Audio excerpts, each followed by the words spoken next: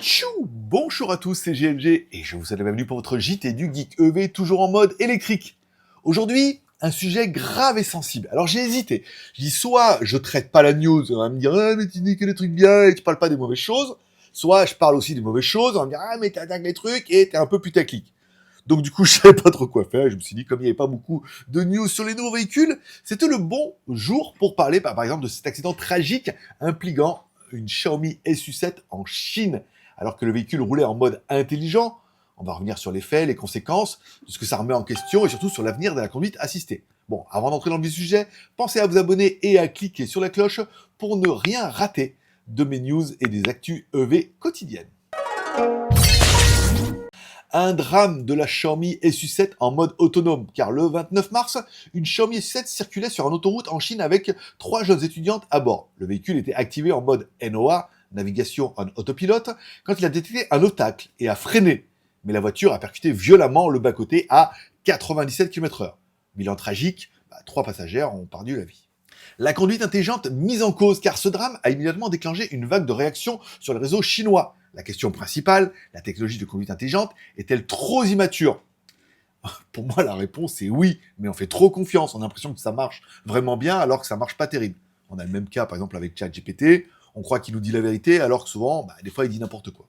Voilà. Des médias gouvernementaux comme Gansha.cn ont relayé le témoignage poignant de la mère de la conductrice qui l'avait prévenu de ne pas faire trop confiance à l'intelligence artificielle. Sa fille lui avait répondu « c'est sécurisé ». Un doute s'installe sur la manière dont ces systèmes sont promus auprès du grand public. Marketing trompeur et mauvaise pratique, car en Chine, beaucoup de constructeurs, notamment Xiaomi, mettent en avant des formules comme « libérez vos mains », conduite intelligente haut niveau, évitement automatique des obstacles. Bref, les influenceurs, dans leurs vidéos virales de test, retirent leurs mains du volant pendant plusieurs minutes, ce qui envoie un mauvais message à des utilisateurs non formés. Résultat, certains pensent et prennent le système d'assistance pour de la conduite autonome complète, alors qu'en réalité, ça reste du niveau 2 ADAS, c'est-à-dire avec obligation de superviser avec obligation d'être supervisé par un humain avec une concentration constante.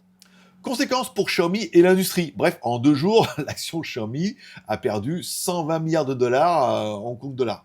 Voilà, soit environ 15 milliards de dollars de valorisation. Voilà. Une vidéo virale a ensuite montré un autre conducteur, oui, dormant, mais voilà, au volant pendant que la SU7 roulait seule. Alors à savoir que faut pas jeter la pierre que sur Xiaomi, des vidéos de mecs qui font n'importe quoi avec les Tesla, il y en a plein l'internet, des gens qui s'endorment. Alors le problème c'est qu'avec la conduite autonome, la voiture prend le relais. Alors déjà on a tendance à être un peu amorphe en roulant sur autoroute. Si en plus on a juste les mains à mettre sur le volant et que la voiture fait un peu tout seul, on a facilement tendance à s'endormir. Et je veux dire que des vidéos de Tesla, il y en a plein. Encore une fois, faut pas jeter la pierre sur Xiaomi. Xiaomi étant un acteur comme les autres, mais c'est beaucoup plus facile, là en ce moment, de parler de Xiaomi, moi, sur la chaîne, que de vous faire les machins sur les Tesla. Après, voilà. Regardez les commentaires, vous allez comprendre. Voilà.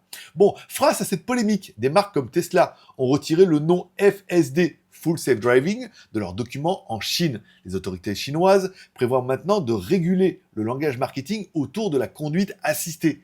Et oui, il y a vraiment un amalgame entre conduite assistée et conduite autonome. Et malheureusement, avoir essayé voiture électrique ou même la BYD, franchement, c'est bien, ça détecte devant et tout, mais on aurait tendance à être de moins en moins vigilant et d'avoir de plus en plus confiance. Bon, rappelons un peu l'explication de la Xiaomi SU7. Même si ce n'est pas le sujet principal, rappelons que la SU7 est une berline sportive électrique aux spécifications impressionnantes. Longueur 4997, empattement 3000 mm. Motorisation 495 kW, 673 chevaux pour la version max. 1 0 à 100, 2 secondes 118, autonomie jusqu'à 800 km aux normes CLTC selon les versions, et à un prix en Chine ultra agressif à partir de 215 900 yuan, soit environ 27 700 € hors taxe. Face à la concurrence, on la placera bien évidemment par rapport à la Tesla Model 3 Long Range ou la NIO ET5.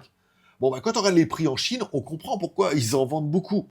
Déjà, il y a le petit côté Xiaomi où la voiture est compatible avec ton téléphone, mais la voiture est très bien placée pour des spécifications qui sont intéressantes, comme Xiaomi l'avait fait avec ses téléphones. Et on peut dire que ce SU7 reste compétitif, techniquement et financièrement, Mais son image est fragilisée de plus en plus par ce drame et les inquiétudes autour de la conduite intelligente. On avait déjà fait un article sur les assurances, et voilà, ça va pas dans le bon sens, encore une fois. On va dire que la marque Xiaomi, dans le domaine de la voiture, est un peu une marque immature, c'est-à-dire qu'elle n'a pas le recul nécessaire pour faire peut-être aussi bien que d'autres marques qui ont peut-être plus de moyens, plus d'ambition ou plus de retours. Notamment, on parlera de BYD en Chine, qui reste quand même un acteur majeur. Bref, cet accident dramatique avec le sujet de la Xiaomi SU7 met en lumière les dangers de la surconfiance dans les aides à la conduite. La technologie avancée, c'est bien, mais les consommateurs doivent être éduqués correctement. Et les constructeurs doivent limiter les promesses marketing hasardeuses, où il y a tendance à avoir un amalgame entre les promesses qu'ils nous ont fait, la réalité, tout ça, tout ça. Bon, et vous, que pensez-vous de la conduite assistée? Faut-il la limiter, l'interdire en ville, ou au contraire, mieux l'encadrer?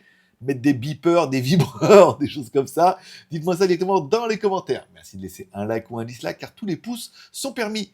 Mettez un petit commentaire dans ces vidéos, de vous abonner si ce n'est pas encore fait. Et moi, je donne rendez-vous demain. En attendant, je vous invite à retrouver mes news tous les jours sur mon site jtgeek.com.